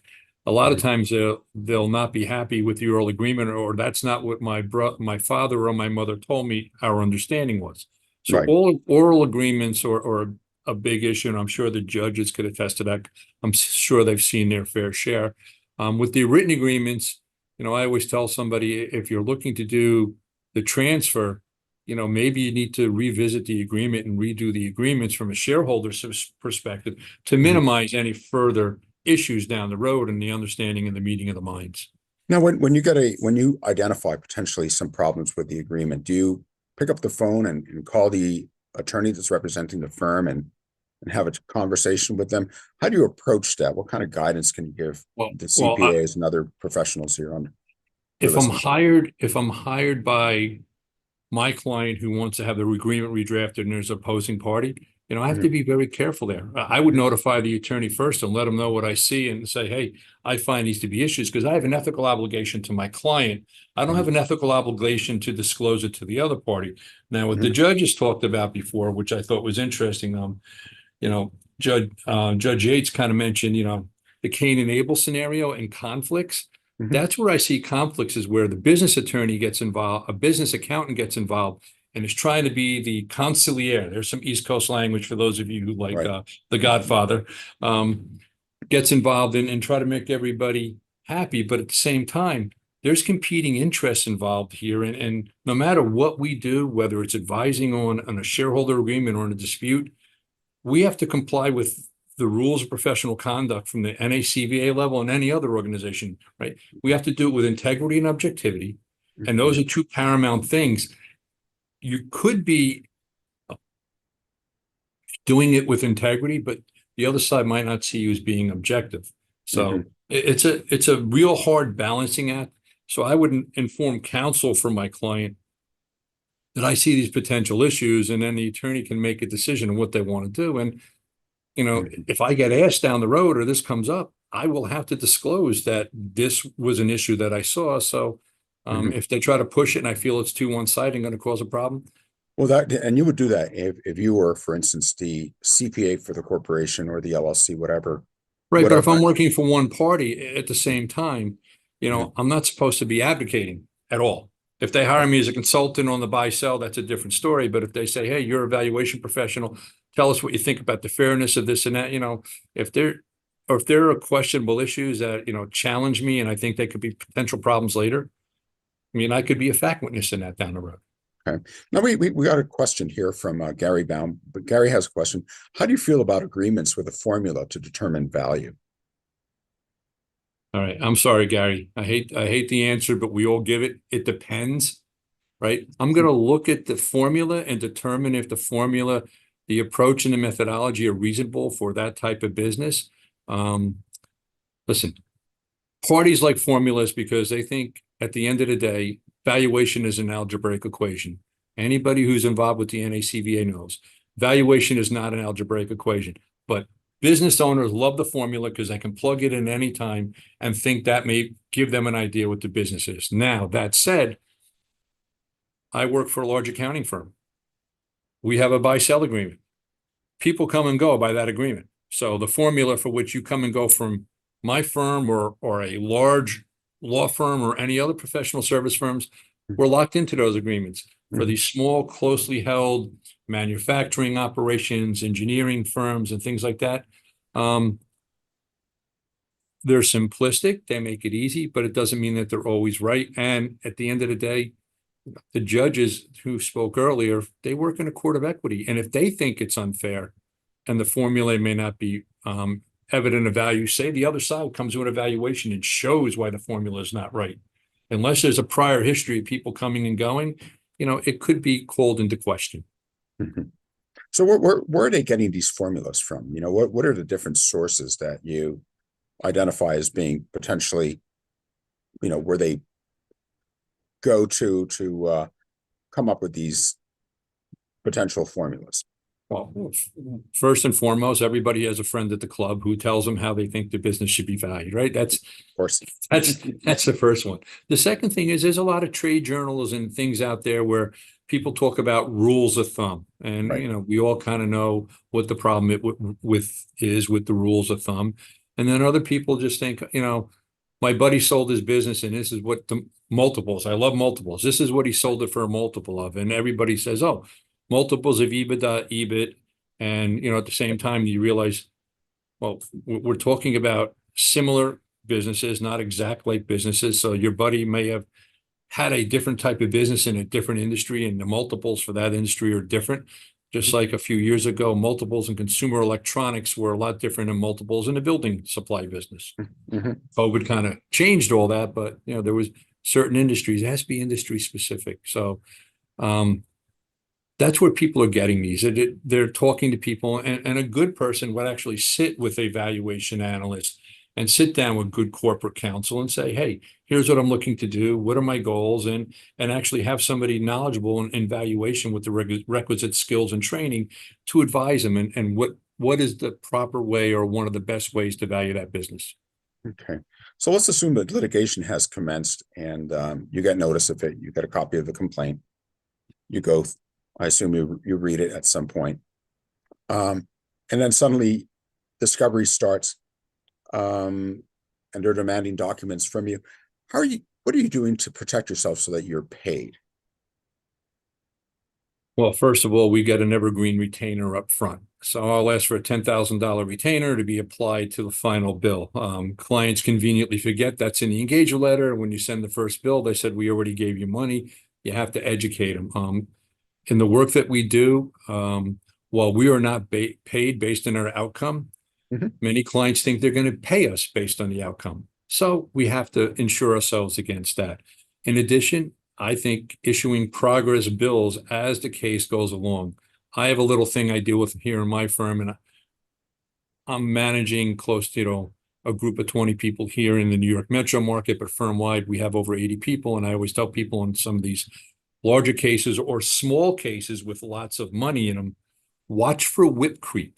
And whip creep to me is three people can burn $40,000 of time in 3 weeks on a case because it's complex. There's a lot of moving parts. And I'm like, look at the whip. I tell the directors and managers, look at the whip on a weekly basis, because if we have to bill sooner than monthly, we'll have to do it so we can manage the client expectations and also help the attorney manage the client expectations. Clients don't like big bills. Also, issue the bills. You know, don't let that 40 grand turn into 70 grand in 2 months, or let that 10 grand turn into 25 grand. It's all depending on the magnitude, but we have to manage the client's expectations. And if the client doesn't pay you, do not avoid the difficult conversation with the client.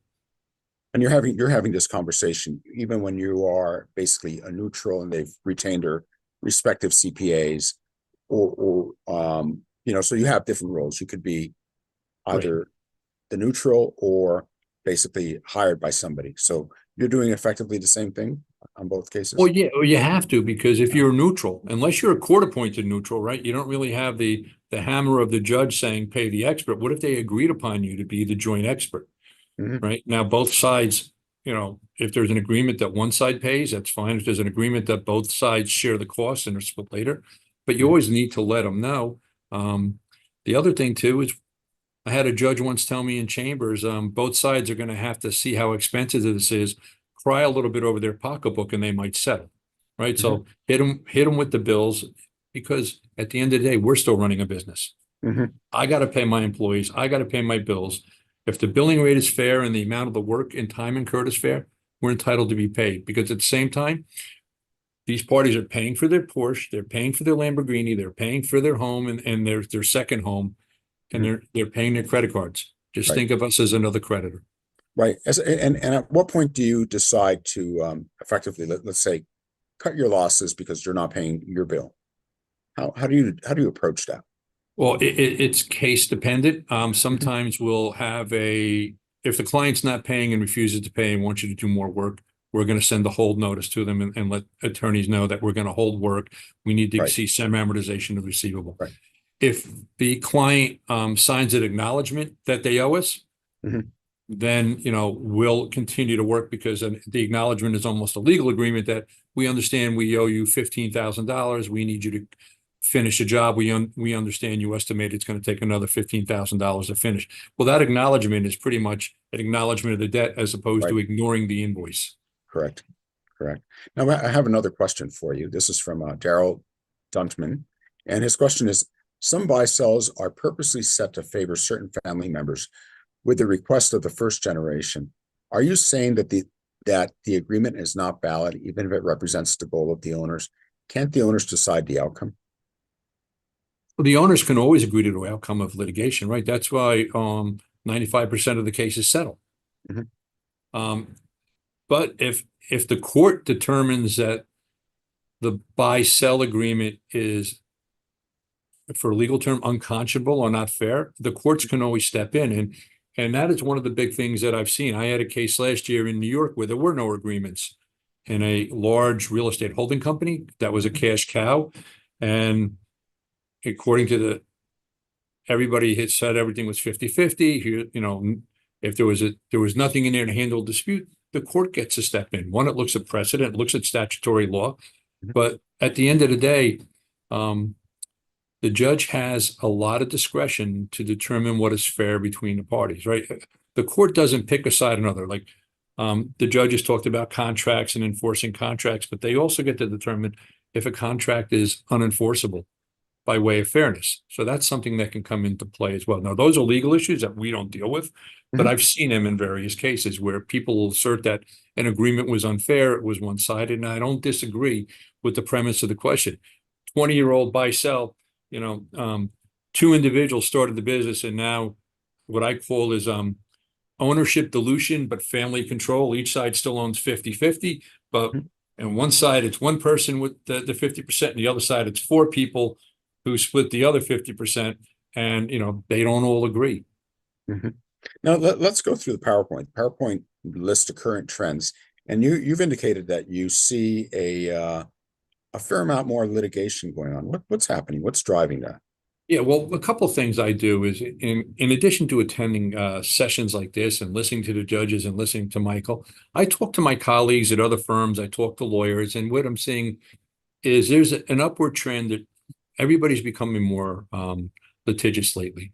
Norton Rose Fulbright publishes a study every year on annual litigation survey trends, and one of the things they're noticing is some businesses are in distress.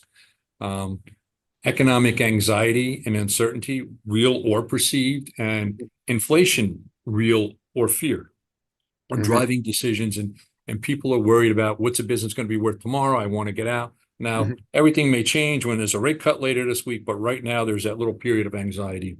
The other thing that tells me there's an expansion in litigation is large law firms and regional law firms in New York Metro, Chicago, California area are moving into markets that they've never been in. And the markets where I'm seeing these firms move, if anybody wants to have fun, if you're in one of the major cities, look at the locations of some of the law firms you deal with and see where they're going. But Pennsylvania and Tennessee are two big venues these days. Utah's another one. Florida, Carolinas, and even in Chicago and California, New York-based firms are migrating out there. There's a lot of activity. And the other thing is new litigation boutiques are popping up, and they call it the boutique boom, where they're just litigation. And it's either people from law firms in a bigger market opening a specialty shop, say the Triangle in the Carolinas, or going into Texas for the IP, or some areas. We're starting to see that.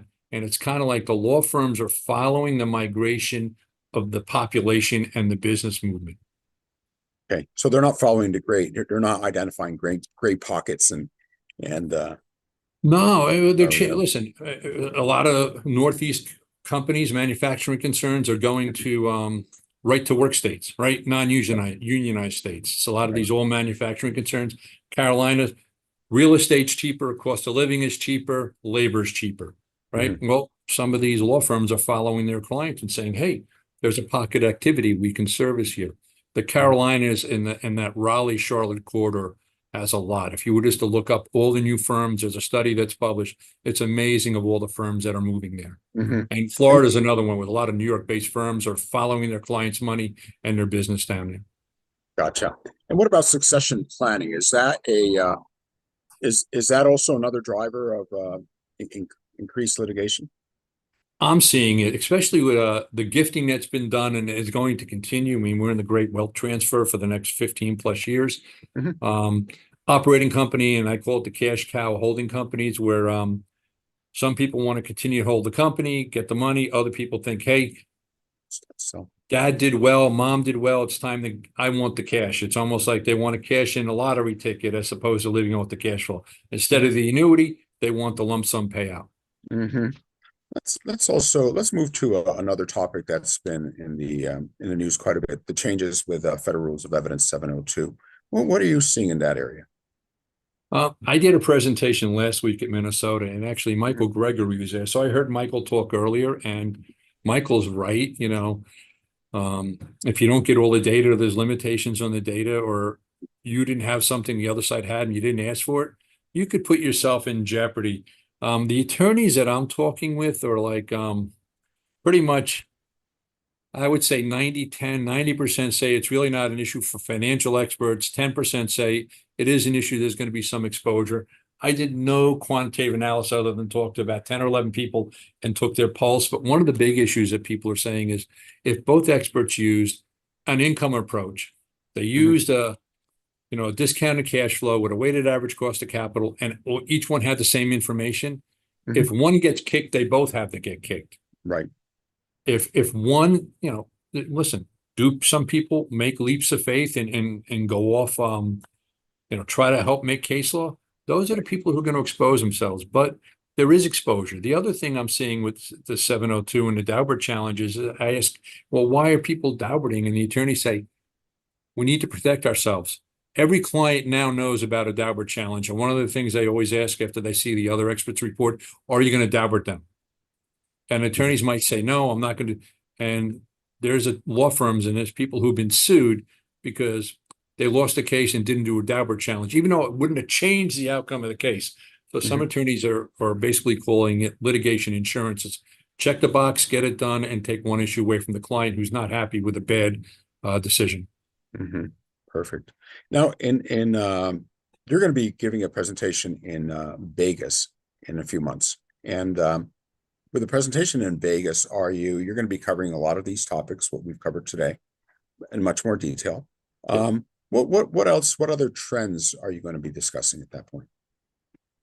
Well, I'll be talking about the types of litigation going on in certain states. Some of the blogs and things that people can follow, but if anybody really wants to get a head start, just look at Peter Marler from Farrell Fritz in New York. He has a great divorce blog.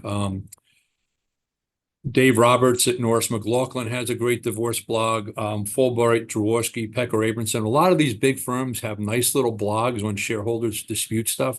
So if you're looking to see what's going on, and they're not just geographic specific, they're telling you what's going on around the world, in the country, not just corporate litigation. There's a lot of LLC litigation these days and partnership litigation. And there's a lot more of what I'll say holding company litigation where a bunch of people own a highly appreciated real estate asset and what's going on there because somebody wants to sell it and cash out. Another thing I'm going to talk about is, the impact of private equity.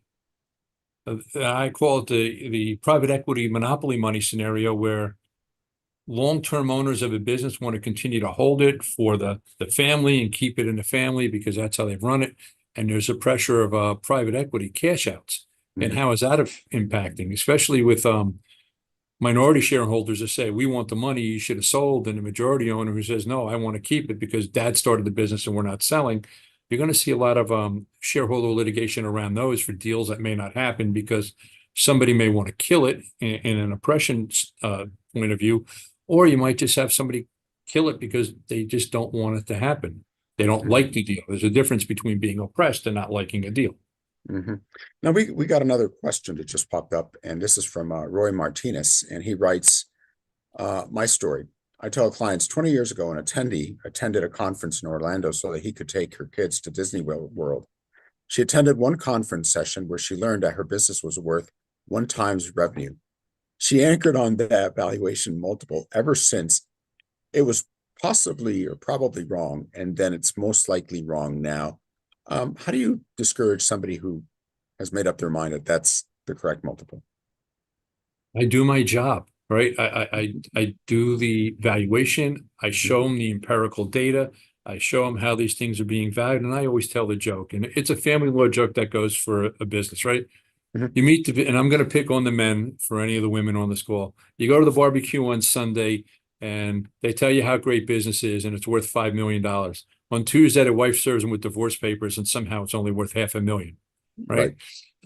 They never tell you how they got to the 5 million or how they got to the $500,000. But that's it. They require an expert, somebody who's gone through the training, has the experience and knowledge, and could advise them. And we see this all the time. One of the things I like to do, though, is I like to talk to a business owner and ask them, what do you think it's worth? Because they all have a gut feel. And then, you can gauge from there when you do your work, how close or off they were and try to figure out what drove the difference. Now, when you're coming up with a valuation, are you doing a calculation for those who are basically have that gut feeling, or do you recommend a full conclusion of value? In a litigation, I'm issuing an opinion of value. I'm not doing the calculations, even though in some venues you're allowed to do it. I just think it's you're leaving yourself exposed because you're acknowledging in the calculation that you were kind of limited in what you can do. Somebody told you the methodology. And a lot of things like that. So I always believe in tell attorneys for litigation. And if you're telling me to come in as a consultant and I'm never going to be disclosed and you just want the number, that's a whole different thing. But for litigation, eventually you're going to have to testify to an opinion and a calculation, unless in a scenario where Michael's talking, where you're working in mediation, helping get there, and maybe the cost of the expert report is needed. That's a different situation. Then I always have what's the issue, though? If you're talking to somebody in mediation and you're trying to facilitate settlement and you're advising your side and then there's another side, where's that bright line from when you're advocating for your client and a number to advocating for your opinion? And that's something we all have to wrestle with. Perfect.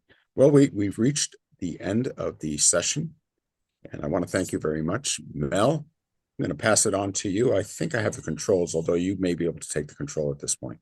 No, I think we are good. I'm gonna close it out. Thank you, Roberto. Thank you, Hubert. Thank you so This much. is Thank you. huge. Thank you, Roberto. And I know that Hubert, you are speaking in Vegas. So those of you that are in that divorce arena, you're going to want to join him. And in the meantime, we've got another program coming to you October 21st, 2024. I can actually, let me see if I can do this for you because I don't have the screen. Let me just spotlight this and see if this will do it this way so you can see it.